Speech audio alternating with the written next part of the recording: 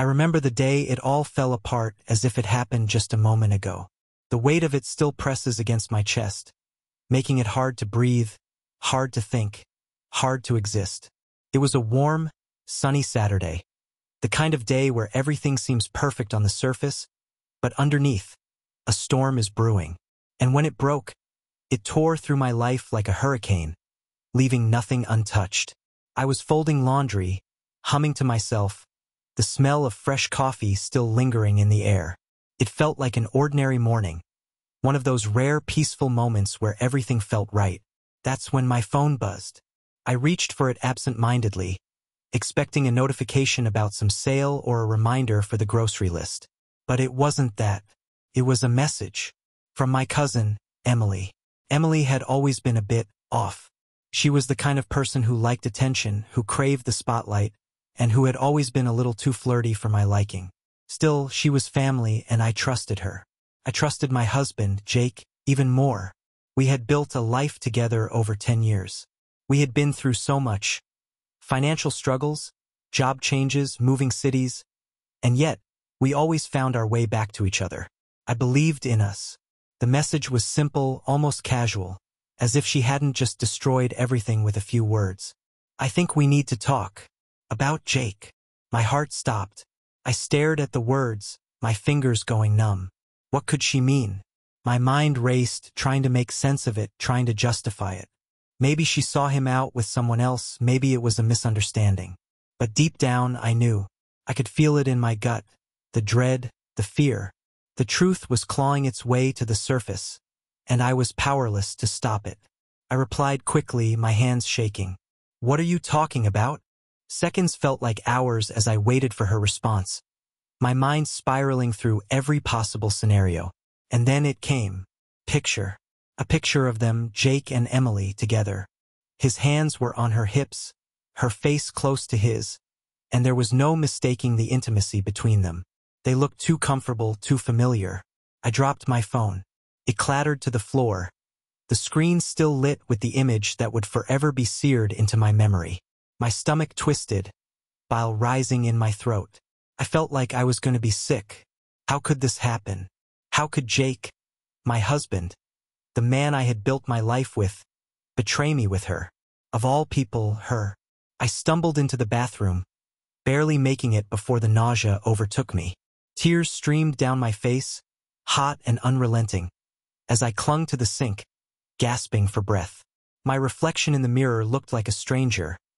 Red, swollen eyes, face pale and contorted in pain. This wasn't real. Couldn't be real. But it was. I heard the front door creak open. Jake was home. Panic flooded through me. I wiped my face quickly, trying to compose myself, but it was pointless. The moment I saw him, standing there with that casual smile, like everything was normal, something inside me snapped. Jake, I said, my voice barely above a whisper, trembling with anger and heartbreak. He looked at me, confused, but I didn't give him a chance to speak. How long? I demanded, my voice cracking. How long have you been sleeping with Emily? His face went pale, the smile disappearing instantly. He froze, and that was all the confirmation I needed. He didn't even try to deny it. I felt like the ground had been ripped out from under me, like I was falling into an endless void. I wanted to scream, to tear at my hair, to make him feel even a fraction of the pain he had just inflicted on me. But all I could do was stare at him, my heart breaking into 1,000 jagged pieces. Answer me, I screamed, my voice hoarse. How long has this been going on? Jake stammered, stepping toward me, but I recoiled as if his touch would burn me. It's not what you think, he muttered, eyes wide with guilt and fear. But it was exactly what I thought, and we both knew it. Don't lie to me, I spat, my anger giving me the strength to stand my ground. How long? He swallowed hard, his Adam's apple bobbing. A few months, he finally admitted, his voice barely audible. It didn't mean anything, I swear. Didn't mean anything? I laughed bitterly, the sound foreign in my ears. You destroyed us for something that didn't mean anything? With my cousin, Jake? My cousin. He flinched at the venom in my words, but I didn't care. He deserved every bit of it. I wanted him to feel the weight of what he had done, to feel the unbearable agony that was tearing me apart from the inside. Jake tried to reach for me again, his eyes pleading, but I slapped his hand away. "Don't," I warned, my voice trembling. "Don't you dare touch me." I turned away from him, unable to look at his face any longer, and made my way to the bedroom. Every step felt heavy, like I was walking through quicksand, my mind a blur of thoughts I couldn't control. The memories of us, the life we had built, the future we had planned. It was all crumbling in front of me. I grabbed my suitcase from the closet, throwing clothes into it haphazardly. I couldn't stay here, not in this house, not with him, not after everything. Jake stood in the doorway, his voice breaking as he begged, "Please don't go. We can fix this. I made a mistake. A mistake."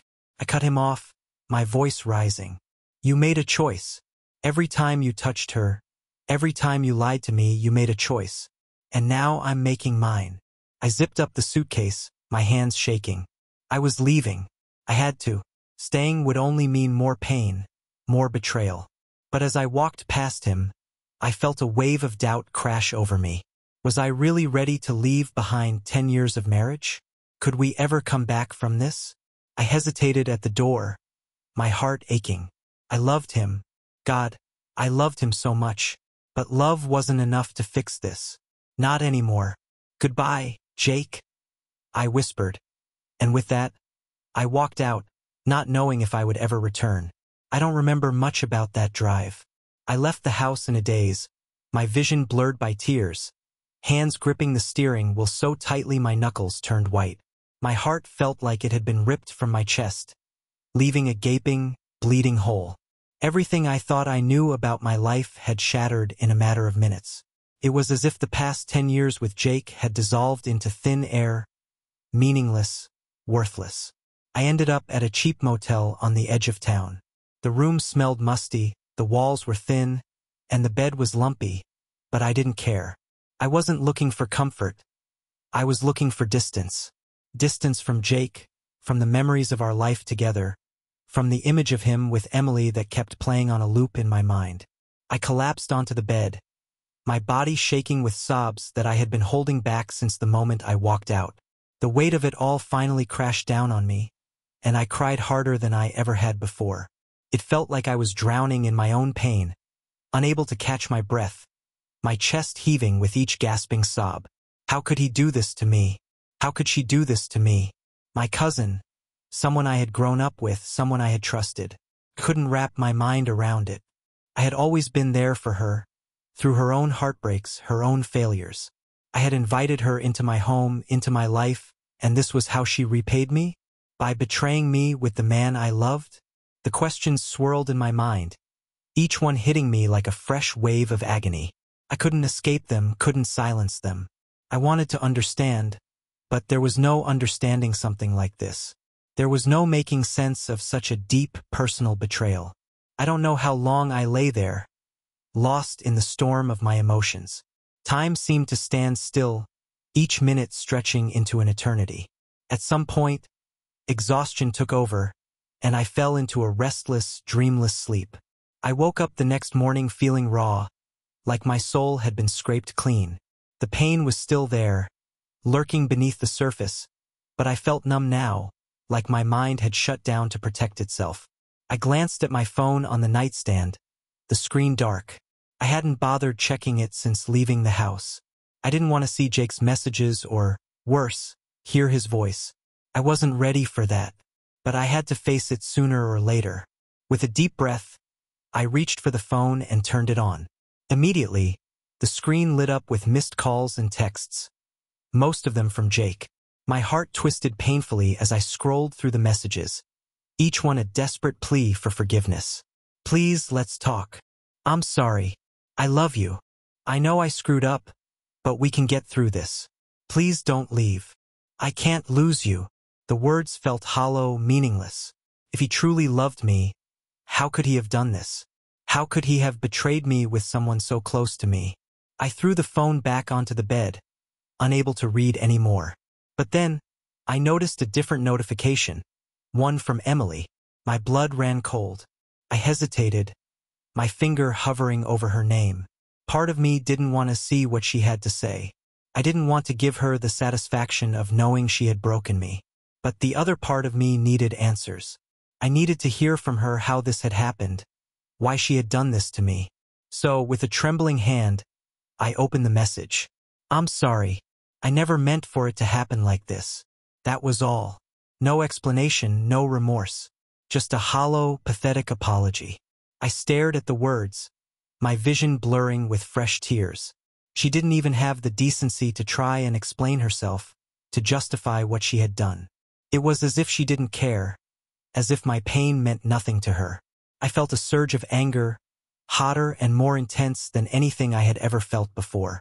It burned through the numbness, fueling me with a need to confront her, to make her face what she had done. I couldn't just sit here, wallowing in my pain, while she went on with her life as if nothing had happened. Without thinking, I grabbed my phone and typed out a response, my fingers moving faster than my thoughts. You didn't mean for it to happen? How dare you?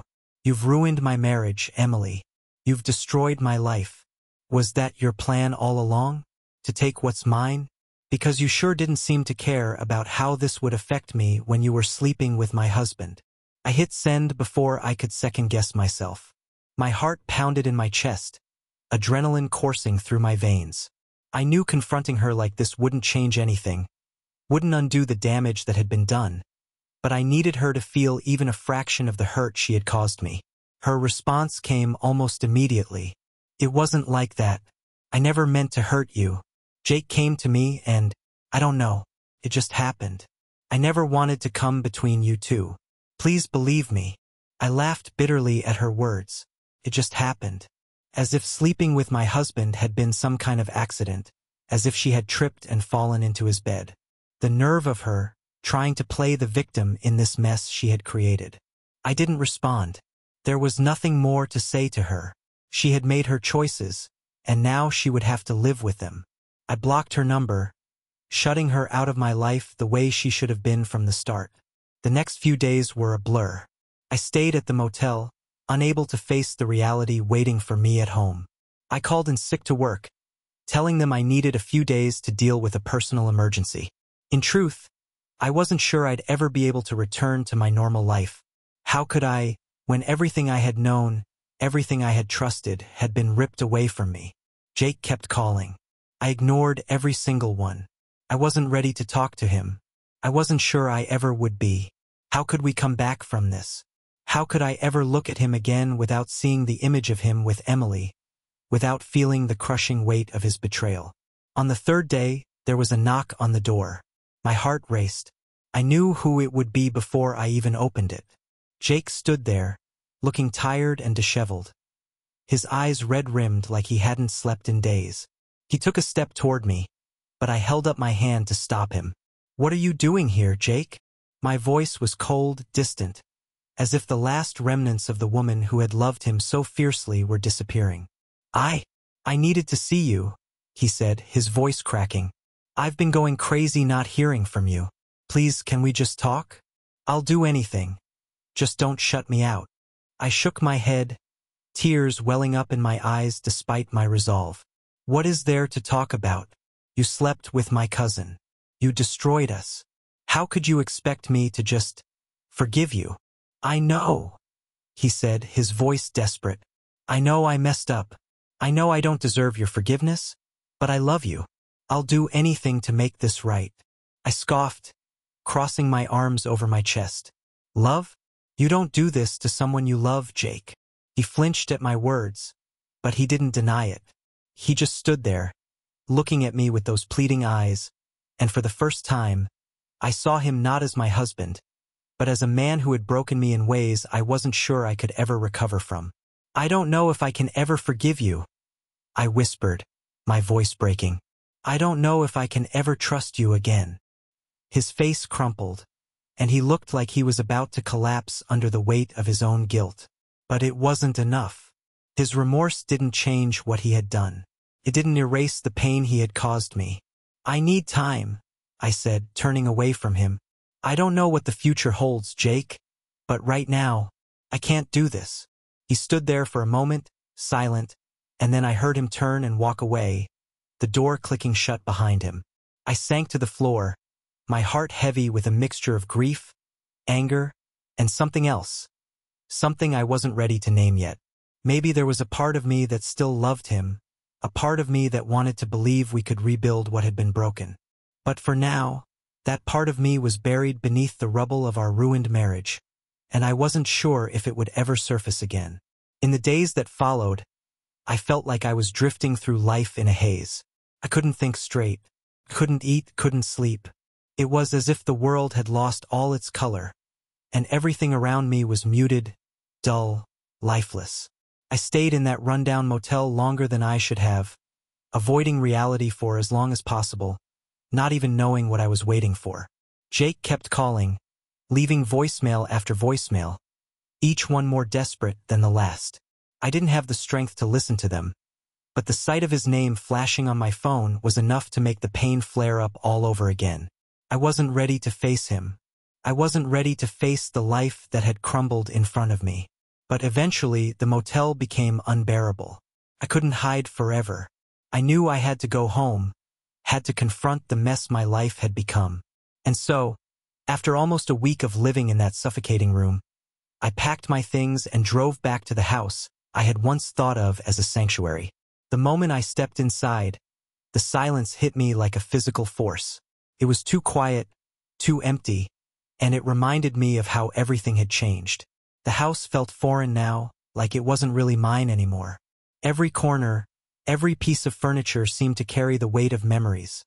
Memories of us, of a life I no longer recognized. I couldn't even look at the couch without remembering how we used to sit there, laughing at something stupid on TV, his arm around me, pulling me close like he never wanted to let go. I made my way to the bedroom, my heart heavy with dread. The bed, our bed, loomed in front of me like a monument to everything that had been destroyed. I stood there, staring at it for what felt like hours, my mind racing with images I didn't want to see. Him, her, the two of them together, in some secret place I didn't know about. The betrayal cut deep, sharper than anything I had ever felt before. My own husband had been with her. My cousin, someone I had trusted, someone who had been part of my life for as long as I could remember. How could they do this to me? The question burned in my mind, and no matter how many times I asked it, there was no answer that could make sense of it. I dropped my bag on the floor, unable to bring myself to unpack, and sank down onto the edge of the bed. I felt the weight of it all pressing down on me, suffocating me, making it hard to breathe. My chest ached with the heaviness of everything I had lost. I don't know how long I sat there, staring at the wall, lost in the endless loop of my thoughts. Time didn't seem to matter anymore. Nothing did. It was late in the evening when my phone buzzed again, pulling me out of the fog. For a moment, I considered ignoring it like I had been doing for days, but something inside me told me to check. Reluctantly, I reached for the phone and glanced at the screen. It wasn't Jake.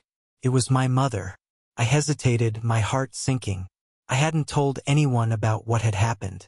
Not my family, not my friends. No one. I couldn't bear the thought of explaining it, of reliving the humiliation of it all. But now that she was calling, I knew I couldn't avoid it any longer. With a shaky breath, I answered. "Hey, Mom," I said, my voice weak, barely above a whisper. "Sweetie, where have you been? I've been trying to reach you for days. Is everything okay?" Her voice was filled with concern, the kind of concern that only made the weight on my chest feel heavier. I swallowed hard, trying to keep the tears from spilling over. "No, Mom, it's not okay." There was a pause on the other end of the line, and I could hear the worry in her silence. "What happened, honey? Talk to me." The words were caught in my throat, stuck there like a stone, but I knew I had to say it. I couldn't keep it inside any longer. "It's Jake," I managed to choke out, my voice breaking. He cheated on me." There was a sharp intake of breath, and then silence. I could picture her sitting there, stunned, trying to process what I had just said. "Oh my God," she finally whispered. "I don't even know what to say. Are you okay?" I let out a bitter laugh, shaking my head even though she couldn't see me. No, I'm not okay. I don't think I'll ever be okay again. She was quiet for a moment, and I could hear the rustle of her shifting in her chair, the weight of her concern pressing through the phone. Do you want to come home? You don't have to stay there by yourself, honey. You shouldn't be alone right now. The offer was tempting. More than anything, I wanted to be somewhere safe, somewhere far away from the wreckage of my life. But I couldn't run forever. I couldn't hide from this no matter how much I wanted to. And besides, there was something else I hadn't told her. The part that made it all so much worse. It wasn't just some random woman, Mom, I whispered, my throat tight with emotion. It was Emily. There was another long pause, and when she spoke again, her voice was barely a whisper. Your cousin, Emily? I nodded, tears spilling down my cheeks. Yeah. Sweetie, I don't even know what to say. I'm so sorry. I can't believe she would do something like that. That he would do something like that. I can't believe it either, I said, wiping at my eyes. But it happened. And now I don't know what to do. Well, you don't have to decide anything right now, she said gently. Take some time. Come home for a bit, clear your head. You can figure out the rest later. I closed my eyes, the exhaustion finally catching up with me. I wanted to believe it was that simple, that I could just walk away and somehow everything would become clear. But nothing about this was simple. There was no going back to the way things were. My marriage, my family, it was all broken now, and I wasn't sure it could ever be fixed. I'll think about it, I said, even though I knew I wasn't ready to leave. Not yet. Okay, sweetie. Just know that I'm here for you. No matter what. You don't have to go through this alone. I nodded, though she couldn't see it. Thanks, Mom. After we hung up, I sat there in the quiet of the house, the darkness closing in around me. My thoughts were still racing, still spinning out of control, but for the first time in days, I felt a small glimmer of something else. Something like hope. Maybe not hope for my marriage, but hope that I could get through this. That somehow, I could survive this heartbreak, even if I didn't know what came next. The next few days were a blur of half-hearted attempts to pick up the pieces of my shattered life. I forced myself to go back to work, if only to give my mind something else to focus on. But the questions from my coworkers were relentless.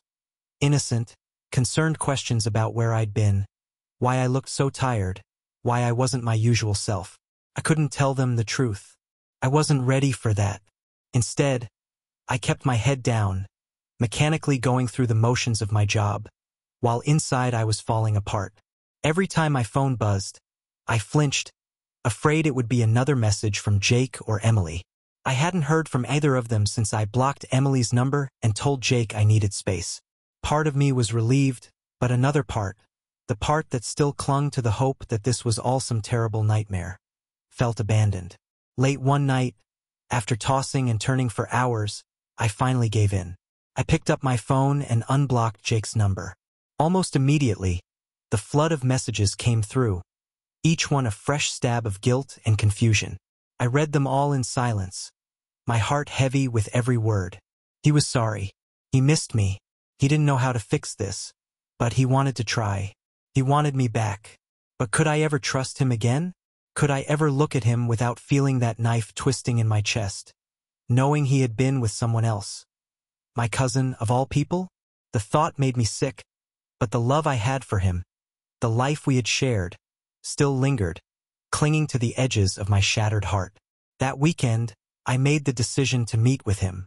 I didn't know what would come of it, but I couldn't keep hiding forever. If there was any chance of salvaging our marriage, I needed to hear him out. I needed answers.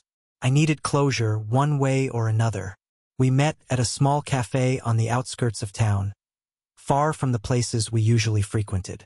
I didn't want anyone to see us together, didn't want to answer questions or deal with the looks of pity that would inevitably follow. When I arrived, Jake was already there, sitting at a corner table, looking more worn and broken than I had ever seen him. As I walked toward him, my stomach churned with nerves. I didn't know how to feel, didn't know what to expect. Part of me wanted to scream at him, to make him feel the full weight of the hurt he had caused. But another part of me, The part that had loved him for so long just wanted to collapse into his arms and pretend none of this had ever happened. "Hey!" he said softly as I sat down across from him. "Hey!" I replied, my voice barely above a whisper. For a moment, we just sat there in silence, the weight of everything unspoken hanging between us. Finally, Jake broke the silence. "I'm sorry," he said, his voice thick with emotion.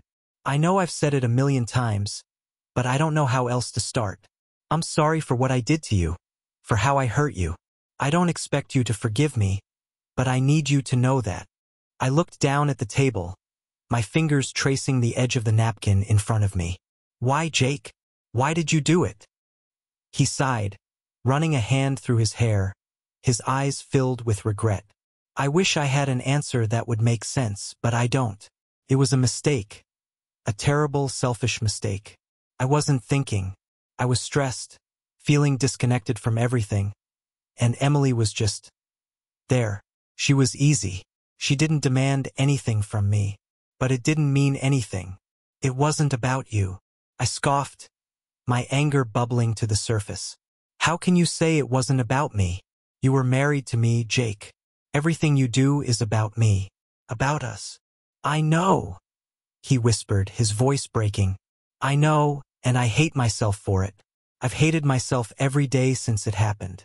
I never wanted to hurt you. I swear. It didn't mean anything.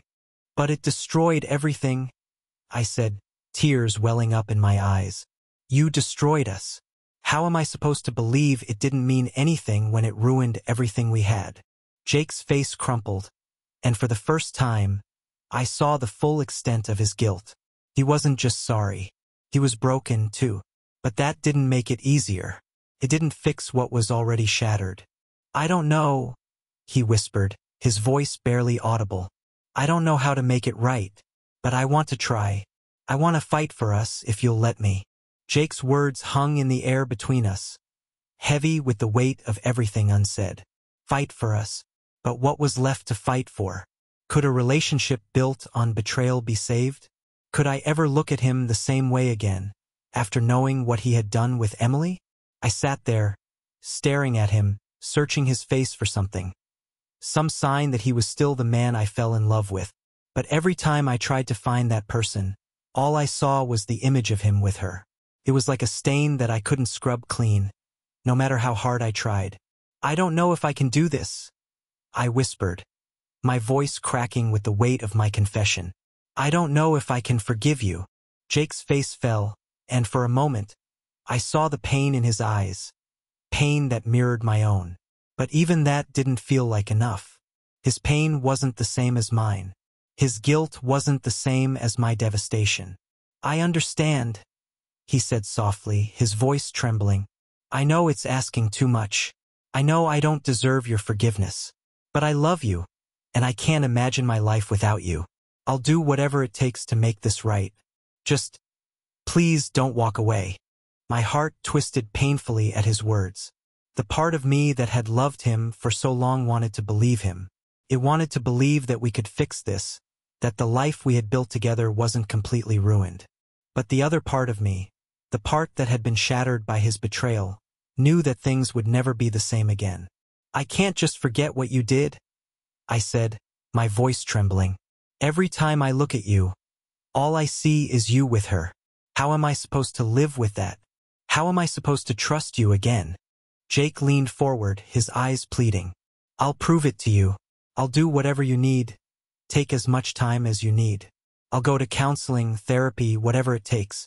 I know I broke your trust, but I want to earn it back. I know it won't happen overnight, but I'm willing to do the work.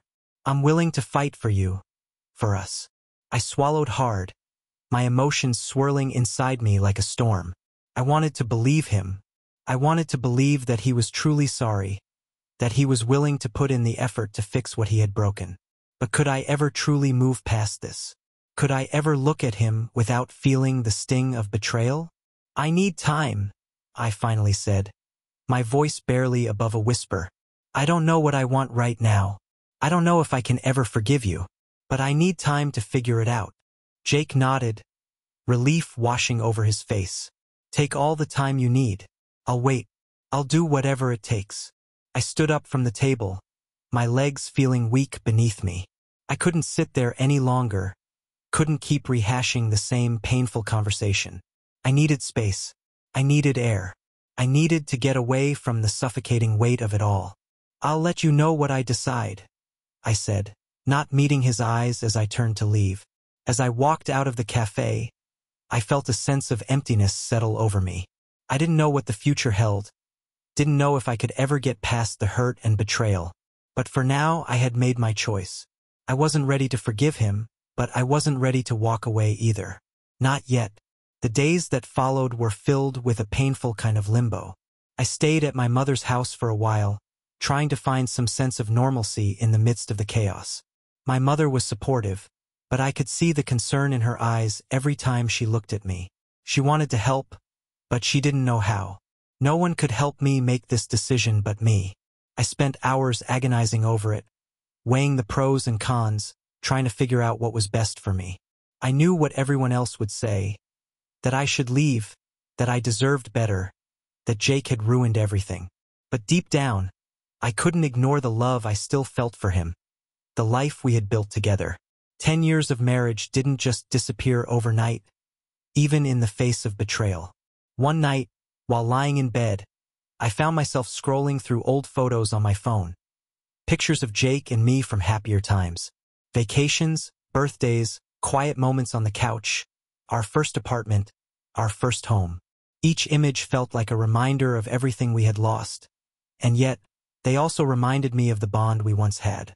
The connection that, despite everything, still lingered. I felt torn between two versions of my life.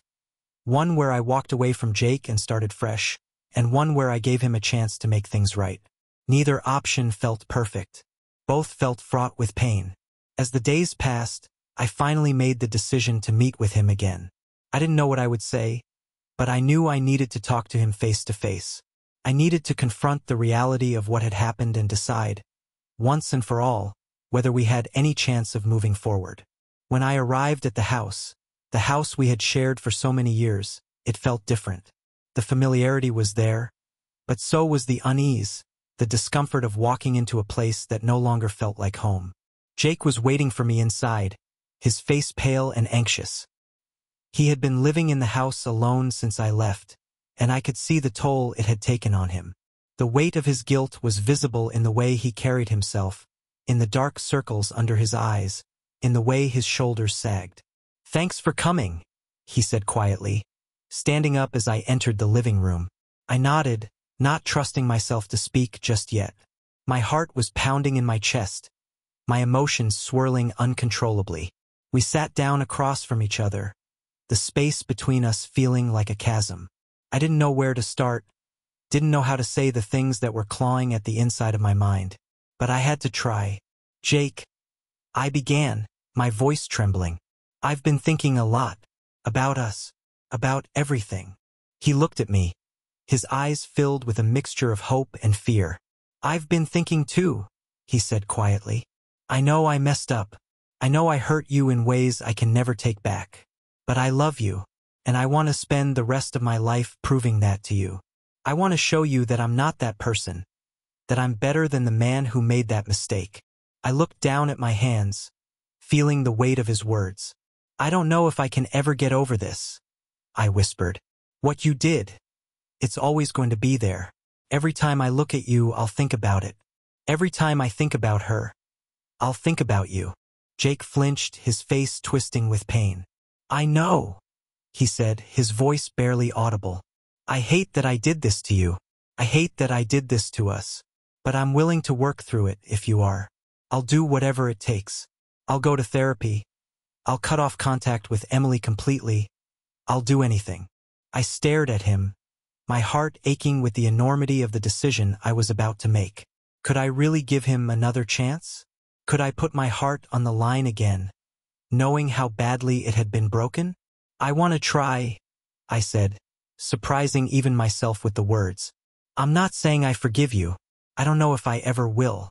But I want to try to figure out if we can move forward. I don't want to throw away 10 years without at least trying." Jake's eyes filled with tears, and he reached for my hand. For a moment I hesitated, but then I let him take it. His grip was warm, familiar, and for the first time in what felt like forever, I felt a flicker of something other than pain.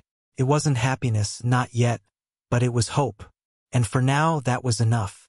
"I'll do whatever it takes," he whispered, his voice thick with emotion. "I promise. I won't let you down again."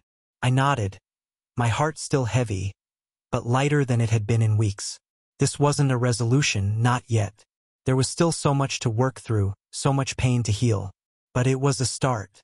Rebuilding trust was like trying to walk through a field of broken glass. Every step forward was painful, uncertain, and sometimes it felt like we were making no progress at all. But Jake was determined, and so was I. We started therapy, both individual and couples counseling, and it was in those sessions that I finally began to untangle the mess of emotions that had been suffocating me since the day I found out about his affair. Therapy wasn't easy. There were days when I wanted to scream at him, days when I wanted to walk away and never look back. But there were also days when I saw glimpses of the man I had fallen in love with, and those glimpses kept me going. They gave me the strength to keep trying, even when it felt impossible. Jake was doing everything he could to make things right.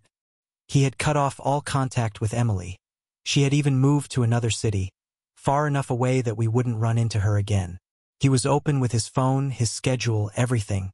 There were no more secrets between us. But even with all of that, the trust wasn't there yet. It would take time, and we both knew it. There were moments, though, when things felt almost normal again. We would sit together on the couch, watching TV like we used to, and for a brief moment, it felt like the weight of the betrayal wasn't hanging over us. Those moments were fleeting, but they were a reminder that maybe, just maybe, we could get through this. The hardest part was letting go of the anger. It wasn't just the betrayal that had hurt me, but the lies, the deception.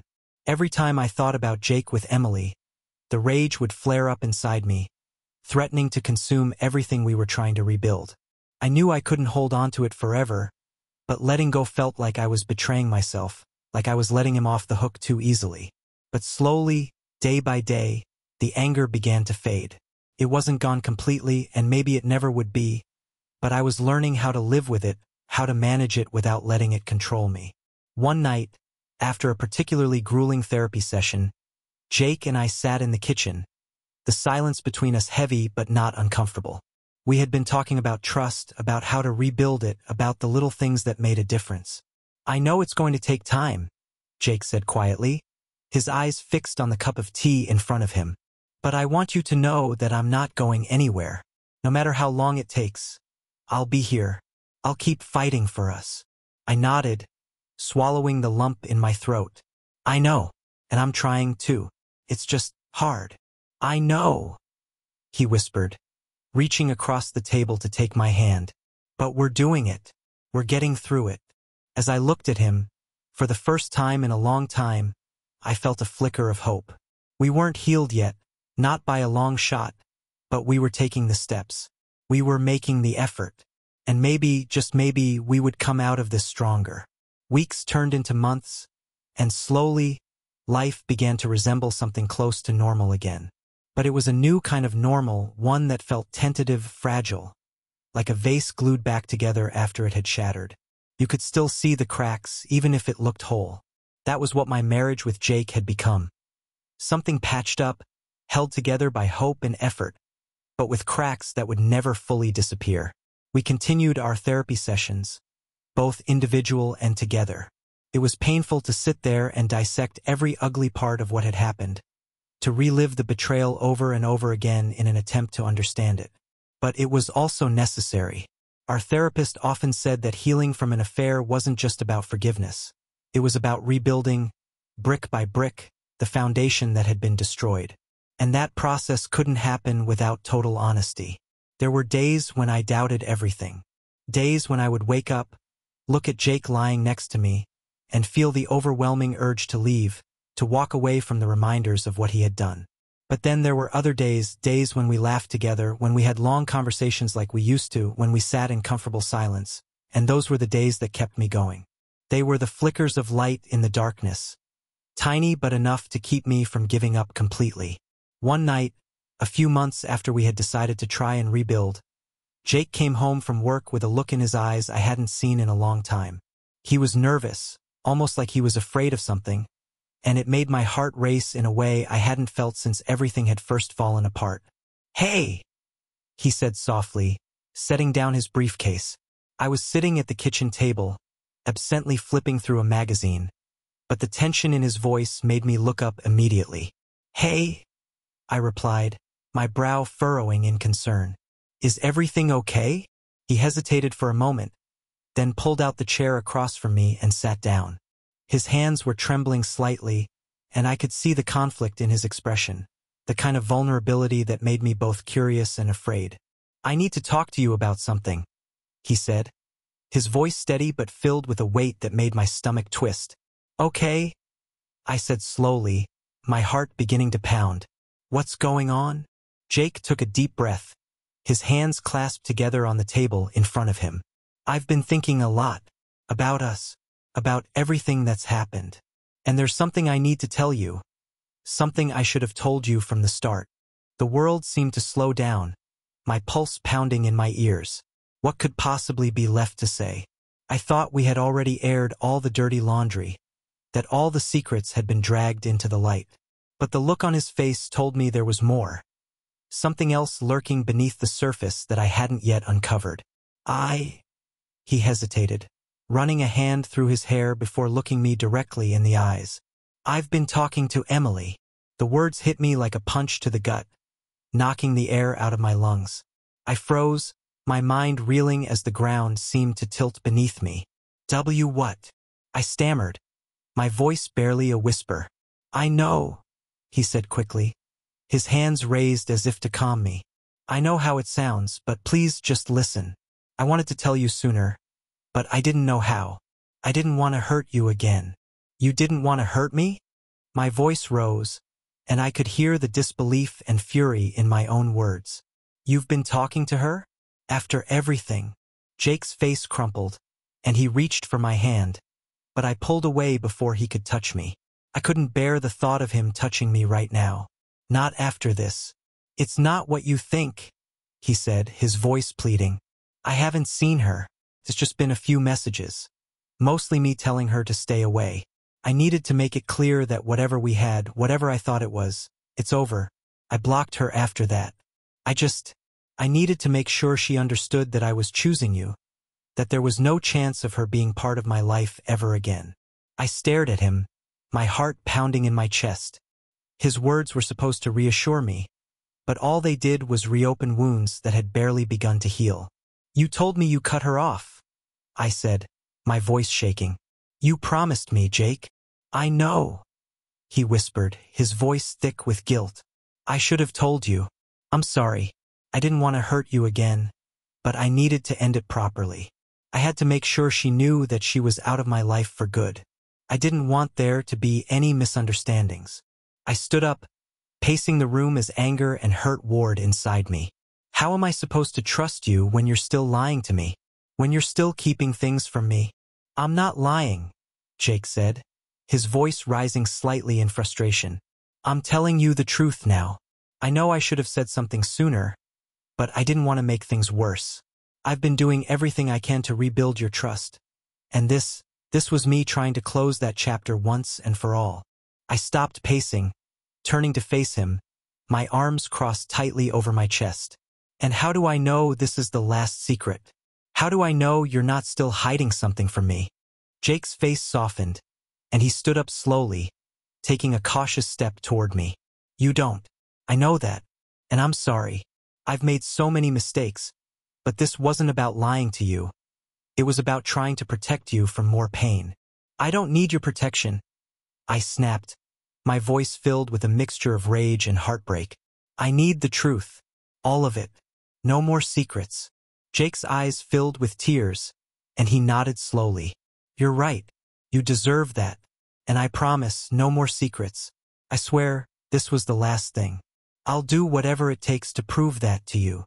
The room felt stifling, the air thick with tension and unspoken emotions. I didn't know what to do, Didn't know if I could handle any more of this. The betrayal was already too much, and now, even after months of trying to rebuild, it felt like we were back at square one. "I need some air," I muttered, grabbing my coat and heading for the door. I couldn't stay in that room, couldn't keep having the same conversation over and over. I needed space to think, to breathe. Jake didn't stop me. He just stood there, watching me with a look of helplessness that only added to the heaviness in my chest. As I stepped outside, the cold evening air hit me like a shock to the system, and I took a deep breath, trying to clear my head.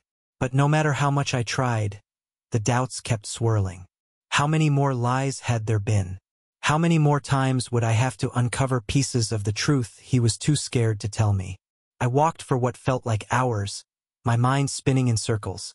The quiet of the night gave me space to think, but it also gave my fears room to grow. I had been so sure that Jake and I were making progress, that we were on the right path toward healing. But now, everything felt fragile again, like one wrong step would send it all crashing down. Eventually, I found myself at the park where Jake and I used to go when we were first dating. It was quiet now, the swings creaking softly in the breeze, the distant hum of the city barely audible. I sat down on a bench, staring out at the empty playground, the memories of those early days flooding my mind. Back then, everything had seemed so simple. We were young, in love, and the world felt full of possibilities. We had no idea how complicated life could get, how love could twist and break in ways we never expected. Sitting there, I couldn't help but wonder if we had been naive to think that love alone was enough to carry us through the hard times. I stayed there for a long time, lost in thought, until my phone buzzed in my pocket. It was a message from Jake. "I'm sorry. Please come home when you're ready. I'll be here waiting." I stared at the screen for a long time, my heart heavy with indecision. Part of me wanted to run, to leave everything behind and start fresh. But the other part of me, the part that still loved him, couldn't let go. Not yet. With a deep sigh, I stood up from the bench and started walking back. The cold air stung my cheeks, but it also cleared my head a little. I didn't know what the future held, but I knew I wasn't ready to give up. Not yet. When I got home, Jake was sitting on the couch, his face etched with worry. He looked up as I walked in, his eyes searching mine for any sign of what I was feeling. "I'm sorry," he said again, his voice barely above a whisper. "I know I've hurt you, and I'll spend the rest of my life making it up to you if you let me. I don't want to lose you." I took a deep breath, letting the silence stretch between us. There were no easy answers, no quick fixes. But as I stood there, looking at him, I realized that I wasn't ready to walk away. Not yet. "I'm not leaving," I said quietly, my voice steady. "But things have to change, Jake. I need to know that I can trust you again. I need to know that this will never happen again." Jake nodded, his eyes filled with relief. "It won't, I swear. No more secrets. No more lies. I'll do whatever it takes."